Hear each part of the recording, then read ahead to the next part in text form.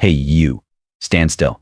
The harsh voice sliced through the quiet evening air in Willow Creek Estates, startling a few sparrows from a nearby oak tree.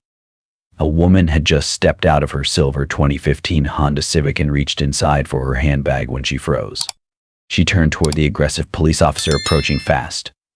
"What's the matter, officer?" she asked calmly. "Can't you read?" snapped the officer, whose name tag read DeGallagher. His face was red with anger, and his hand rested on the butt of his Glock 19. "No parking here. The sign's right there." "Where are your papers? Hurry up." The woman glanced at her car's rear tire. A large SUV had parked too close, forcing her to squeeze in. Her tire had slightly touched the line. "I'm so sorry, officer. I parked like that because the space is tight. I'll move it right away," she said gently, hoping to diffuse the tension. "Before we continue, we'd really appreciate it if you could like the video and subscribe to the channel. Your support helps us get closer to 1,000 subscribers. It means the world to us. Thank you so much." "Don't reason with me," Gallagher shouted. His voice echoed across the empty lot. "I said give me your papers and put your hands above your head." He stepped closer, glaring at her with suspicion. Anna felt a wave of unease. She had faced danger in Iraq and Afghanistan, but this officer's aggression made her deeply uncomfortable. Still, she stayed calm. Slowly, she raised her hands to her head. "Okay, officer. Please calm down. My license and registration are in my wallet, on the passenger seat." She nodded toward the car. "Toward the car. You liar. Are you reaching for a weapon?" Gallagher shouted, suddenly frantic. Without warning, he drew his Glock. Bang! The shot tore through the air. A searing pain shot through Anna's lower abdomen. She screamed in agony, her arms falling as she clutched the wound. Blood soaked her cream-colored shirt and jeans. Her knees gave out. The world blurred as she collapsed onto the hard concrete. How had a minor parking mistake turned into such a senseless act of violence? Who was this woman lying there bleeding? Would she survive? And what would happen to the young officer who pulled the trigger without cause? Just hours earlier, on a beautiful Friday afternoon in May, Lieutenant Colonel D. Elena Caldwell had been finishing paperwork at her Pentagon office. The tragic story was just beginning, and justice had a long road ahead. Her office was small but had a beautiful view of the Potomac River. Elena was a U.S. Air Force officer assigned to Space Operations Command, a role that demanded sharp focus, technical expertise, and fast decision-making. The past week had been intense, filled with back-to-back briefings on a new intelligence satellite project and preparations for a major international military exercise. She was looking forward to a quiet and restful weekend. D. Elena Caldwell wasn't born into the military, but it always felt like her destiny. She grew up on military bases across the U.S. and in Germany, following the career of her father, Colonel James Caldwell, a respected infantry officer who served over 30 years in the Army. Elena's mother, a nurse, passed away from a terminal illness when Elena was still young. Her father raised both Elena and her younger brother alone, instilling in them the values of honor, discipline, patriotism, and service. Instead of choosing a different path, Elena embraced the military life. She graduated with honors from the U.S. Air Force Academy, majoring in aerospace engineering. From the beginning, she stood out for her intelligence, determination, and leadership. Elena volunteered for tough assignments and served 2 tours in Iraq and 1 in Afghanistan, not in direct combat, but in vital support roles. She worked as an intelligence officer, analyzing satellite imagery, led air operation planning, and later commanded a logistics squadron responsible for arming frontline units. She had seen the cost of war, the pain, the losses, but rather than becoming hardened, it made her value peace even more. Her dedication earned her numerous awards, including the Bronze Star Medal for Valor and Exceptional Service under combat conditions. At 42, now a lieutenant colonel, Elena is considered one of the Air Force's most promising rising stars. Her current role at the Pentagon planning space defense strategy is proof of her skills and the trust placed in her. Despite her success, Elena lives simply. She avoids showing off and prefers modesty. She resides in a small apartment in Alexandria, Virginia, and drives a 2015 Honda Civic, old, but reliable, unlike the luxury vehicles many of her peers prefer. For her, a car is just transportation, not a symbol of status. She enjoys reading, jogging by the river on weekends, and spending time with a few close friends, most of whom also serve in the military. That Friday evening, Alina had planned to visit her best friend from the academy, Caroline Brooks, who had just given birth to her first daughter, Emily, 2 weeks earlier. Caroline and her husband, a software engineer, lived in Willow Creek Estates, a high-end townhouse community in Arlington, Virginia, near the Pentagon.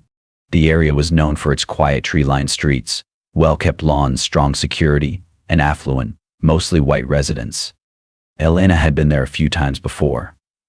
It always felt a bit removed from the diverse community she was more familiar with. Around 5:30 p.m., she left the Pentagon and headed to Caroline's home. Friday traffic in D.C. was a nightmare, but Elena was used to it.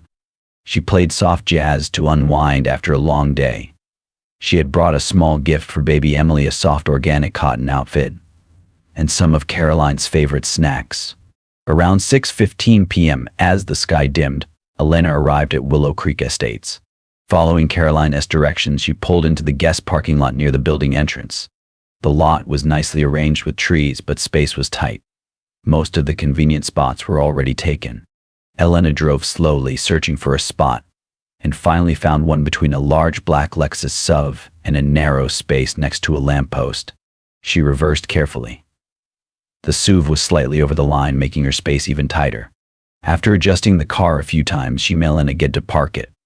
When she stepped out, she noticed the rear right wheel was barely touching the dividing white line of the next spot, which was empty. It wasn't a big deal. Her car wasn't blocking anything, but it wasn't perfect. She thought, I'll repark it better later. She didn't want a minor detail to spoil her evening with Caroline.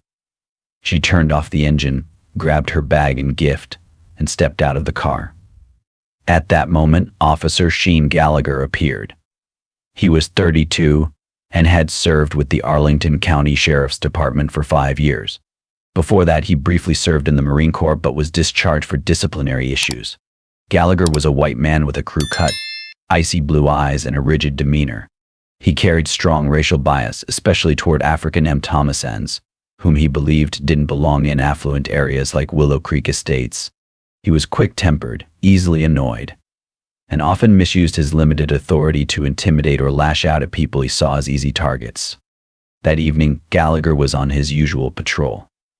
As he drove slowly through the neighborhood, he noticed an old Honda Civic, what he considered an unfit car for the area, trying to park.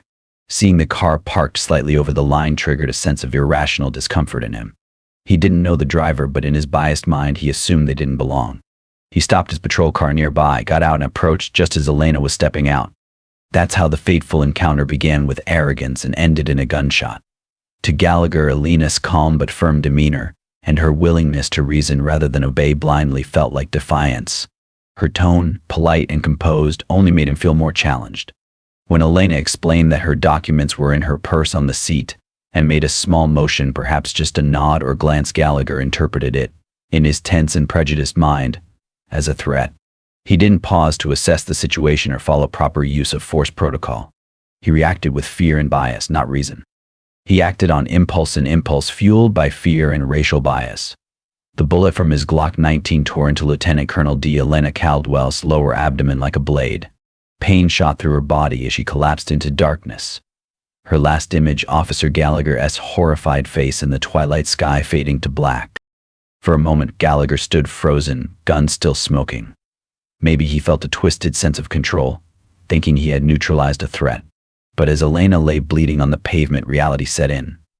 This wasn't control, it was tragedy.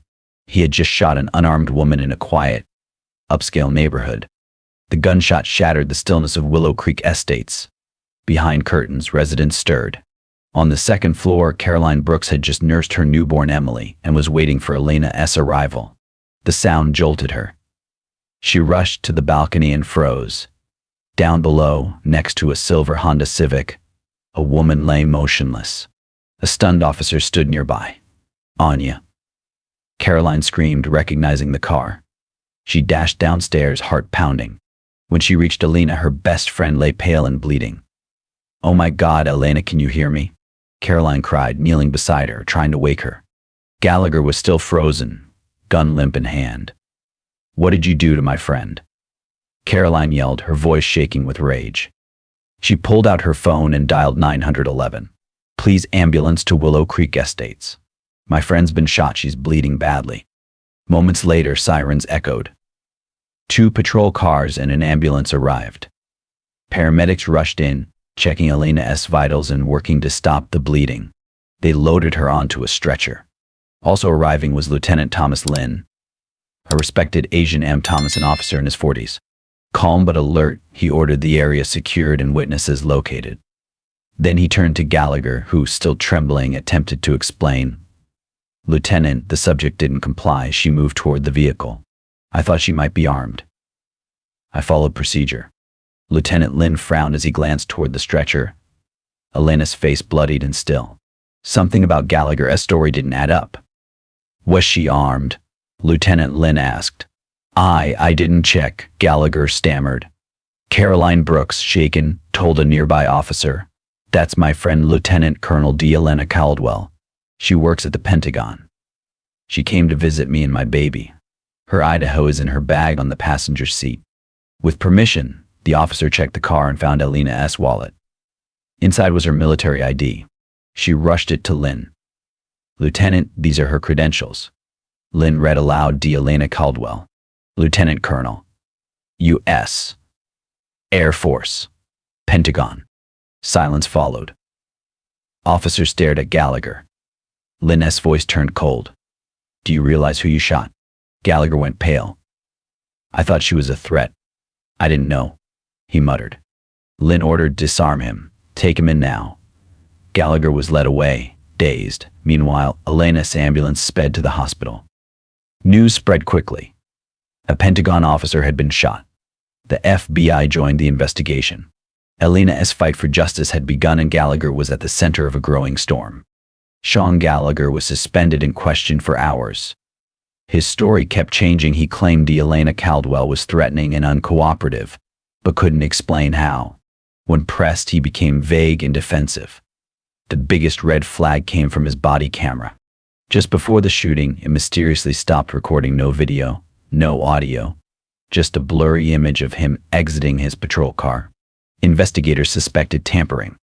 Luckily, a nearby resident had a home security camera that captured the incident. Though grainy, it showed Elena standing still with her hands raised. She made no threatening moves. Instead, Gallagher was the one shouting, approaching aggressively and pulling his weapon without cause. The footage contradicted his claims. Caroline Brooks, Elena's friend, also testified. She described Elena as calm, respectful, and incapable of violence. Other witnesses supported her, having heard Gallagher yelling and the gunshot, though they didn't see everything. Most crucially, Elena survived. After a coma and major surgery, she gave a full statement to investigators. Her account matched the security video and exposed Gallagher's lies. Further review of Gallagher's record revealed more problems: 2 prior complaints of excessive force and 3 for racial bias during stops. These patterns painted a clear picture. Gallagher's actions weren't a mistake. They were part of a disturbing history. Despite multiple prior complaints, Gallagher had only ever received internal warnings. This failure to hold him accountable allowed his misconduct to escalate, ultimately leading to the shooting of Lieutenant Colonel D. Elena Caldwell. After 3 weeks of investigation, the U.S. Attorney's Office, with FBI support, charged Gallagher with federal crimes, causing serious bodily injury with a deadly weapon, abusing power under color of law, and lying to federal agents. If convicted, he faced a long prison sentence. His trial in Alexandria, Virginia, drew national attention. It wasn't just about a shooting, it became a symbol of racial bias, police brutality, and systemic failure. Civil rights groups and veterans rallied outside the courthouse in support of Elena. Gallagher's lawyers tried to blame Elena, suggesting she was aggressive and dangerous because of her military training. They questioned witnesses and even the security footage's validity. But the evidence was overwhelming, and then Elena took the stand. She walked slowly, using a cane, but wore her Air Force uniform with pride. Her calm, honest testimony moved everyone. She described the fear, the pain and the injustice of being shot during a routine visit over a minor parking issue. Her words and her quiet strength left a deep impression on the jury. After weeks of trial, the jury found Sean Gallagher guilty on all charges. A month later, he was sentenced to 17 years in federal prison. The judge condemned his abuse of authority and its damage to public trust. Gallagher was also fired, his law enforcement career finished. Elena sued the department and won a large settlement. More importantly, the county agreed to reform hiring, training, and use of force policies. Justice had come late, painful but real. Elena's recovery was slow and difficult. The bullet had shattered her health, but it didn't break her spirit. She emerged not just as a survivor, but as a voice for change. Lieutenant Colonel D. Elena Caldwell endured 2 more surgeries and months of painful rehab to walk again. The scar on her abdomen is a permanent reminder of what happened. Beyond the physical wounds, she battled psychological trauma, nightmares, panic attacks, and deep mistrust in justice. At times, she felt hopeless. But with the unwavering support of her family, Caroline Brooks, fellow soldiers, and her doctors, Elena slowly rebuilt herself. She refused to retire. The military was more than a job, it was her identity. After a year and a half, she returned to the Pentagon in a research and policy role. Wearing her uniform again was a victory. Her story became a symbol. She didn't seek attention, but she inspired many, especially those affected by police violence and racism. Though not political, she began speaking at veteran events and reform forums, her words powerful and measured. Elena doesn't speak to fuel anger, she speaks to awaken conscience. Her message is clear: that gunshot shattered more than my body, it broke my faith in justice. But through the struggle, I learned silence helps no one. Only when we speak out and stand together can we hold the system accountable. Justice may be slow, but it must come. Elena's life has changed forever. But she chose not to be a victim, she became a voice. She still serves her country, but now also fights for a better, fairer society. Her scars may remain, but her courage and dignity shine brighter than ever. A few weeks after the trial, the media frenzy had begun to fade, but the emotional resonance of D. Elena Caldwell's story had not. Across the country, communities were still talking on radio shows, in classrooms, and around dinner tables. The image of a decorated Air Force officer, gunned down over a parking misunderstanding, had stirred a deep, collective discomfort about who we are and who we claim to be as a society. In Arlington, a quiet but powerful transformation was underway. The sheriff's department, once reluctant to admit fault, was now undergoing its most significant internal review in decades. New training modules on bias recognition and de-escalation were being developed, not just as a legal obligation, but as a moral imperative. Officer body cam footage policies were being rewritten, and a civilian oversight board was established to ensure transparency. Lieutenant Colonel D. Elena Caldwell, still healing physically and emotionally, received a handwritten letter from a young black cadet at the Air Force Academy. Because of you, it read, I walk into the future standing taller. You didn't just survive, you led. Elena read that letter sitting by her window one evening, the scar on her body aching, but her heart steadier. She wasn't looking for admiration. She only wanted people to remember the truth that power must always come with responsibility, and silence is not an option when justice is denied. She knew her name would soon slip out of the headlines, but the conversation she had ignited about race, power, and accountability was still burning in the hearts of millions. And somewhere in Am Thomas, a young girl thinking of joining the service, or a nervous officer second-guessing his first reaction, might make a better decision because of Elena. Justice, after all, is not a moment. It's a movement. Months had passed since that night in Willow Creek Estates, but the impact of what happened to Lieutenant Colonel D. Elena Caldwell had only grown deeper, wider, more enduring.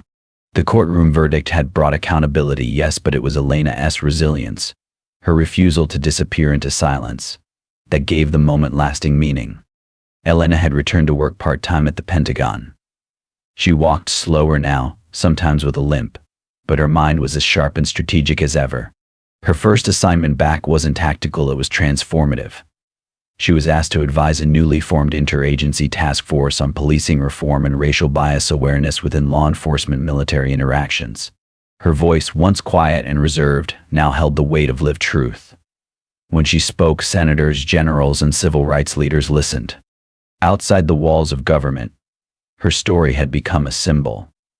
A short documentary about the incident won acclaim at film festivals. Colleges used it in criminal justice and ethics curricula. Activists referenced her name when calling for national police reform. And in Arlington, a community garden was renamed the Colonel's Garden, a peaceful space for reflection, justice, and healing. Elena never asked to be a symbol. She often said so. But she understood now that what had been meant to break her had become a call to action for others. One autumn morning, she returned to the very spot where it all began. The parking lot had been resurfaced, but she recognized the tree where birds had scattered in fear. She stood in silence, not to remember the pain, but to reclaim the space. Behind her, a little girl on a scooter paused and stared. "Are you the soldier from the story?" the child asked. Elena smiled gently. "Yes," she replied. "But more importantly, I'm someone who still believes in justice." Because what had happened to her was not the end. It was the beginning of a deeper fight, one she would carry not as a wound, but as a responsibility. Note: this story is entirely fictional and created for the purpose of raising awareness. It highlights issues of responsibility, justice, and the importance of treating everyone with respect and dignity. We firmly oppose violence, prejudice, and injustice in all forms. Viewer discretion is advised.